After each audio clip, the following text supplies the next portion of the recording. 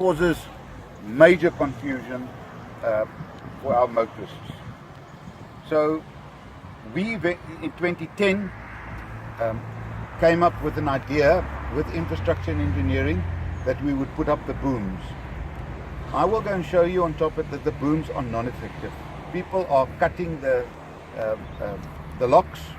They are just removing the bollards that we've installed, and it's not effective. So through disaster management and through the IT department, they've come up with an idea and a concept that we believe that will work. It would be a concept that as soon as the bridge gets to a certain level that we can see that it now is unsafe for vehicles to cross, there will be a call made to the control room. The control room will then switch on the traffic lights, which will be then red. We're also going to put up a sign that says that if you contravene these traffic signs, you will be prosecuted. And because although we still have the booms as a backstop, the booms will be removed within the next 6 months, and we're going to go full electronic. That you'll see it's closed and you cannot go in. The problem with the booms is it's very manpower intensive, and I speak of experience. That once we realize there's a flood, we then send officers to physically close the booms.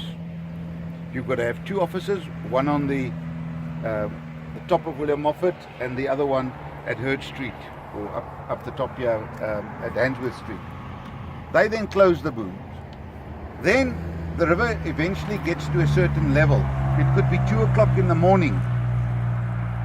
Those officers are off duty. Now at 6 o'clock, when the parents start coming and taking their kids to school, and the traffic, the normal traffic that uses 3rd Avenue dip, the frustration then comes in because the booms are still locked, and we then have to send officers urgently to unlock them. So we want to remove the booms totally and have this as a electronic system that will work. And we also, the second phase of the electronic system is going to be that we will have a light in William Moffat as well. Because the problem is, once you've turned off the William Moffat into the 3rd Avenue dip area, you then see it's closed. You've now got to turn around. We've put up signs, and I will show you. The signs have been vandalized. They've been repaired how many times?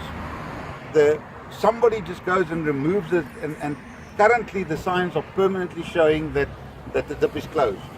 And that's not what we want to do. We want to project the right image and say, listen guys, when the red lights are on, you know that it's dangerous.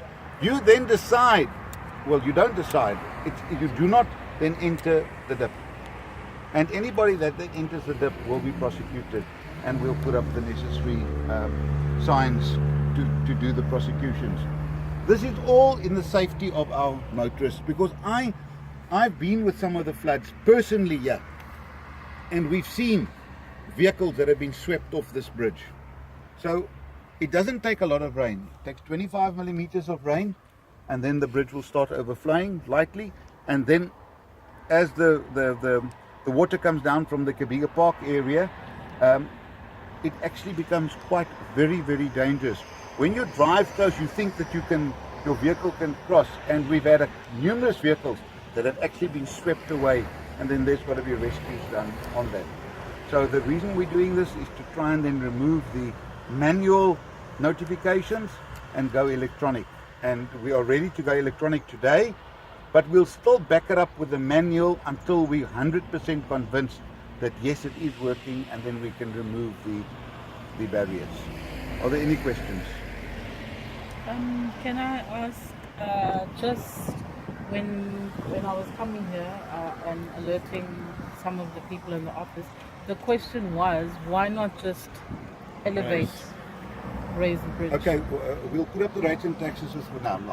There is a project. There is a project on the capital budget being for years to raise it. It is very, very, very expensive.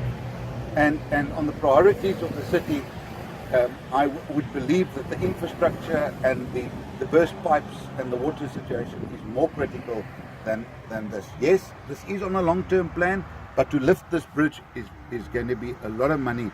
And when we speak to the engineers, they will tell you this bridge, the William Moffat many years ago was built to make this a secondary road, and William Moffat being the carrier.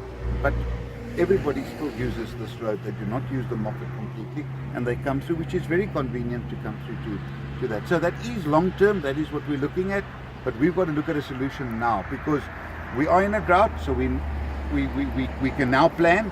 But if we have a rain and a lot of rain falls, then we sit with the situation that we've got to close the dam. And just a rough figure of how often have in your opinion, how often have the flooding signs been ignored where cars, as you Continuous. I can tell you that I'll go up there and I'll show you what motorists have done to bypass. You know that if you go up there, you will see we've put bollards up all over, because people with their 4x4s or whatever just ride on the grass, ride through the bollards and come through the dip. They couldn't care about the safety of their children or themselves. They want to get through the dip, and it's absolutely ridiculous what people try and do to bypass the bollards and that. And that's why we are now saying, if there's a red light, we can now prosecute you because you are disregarding a red traffic light. So would it be those cameras? What we are definitely going to do is the cameras, which is part of the upgrade of the CCTV cameras. This camera has always worked. It's currently under repair, but we will also then pick it up with the cameras. But there is a standard operational procedure that as soon as it rains a certain amount, we get the warning from the weather office.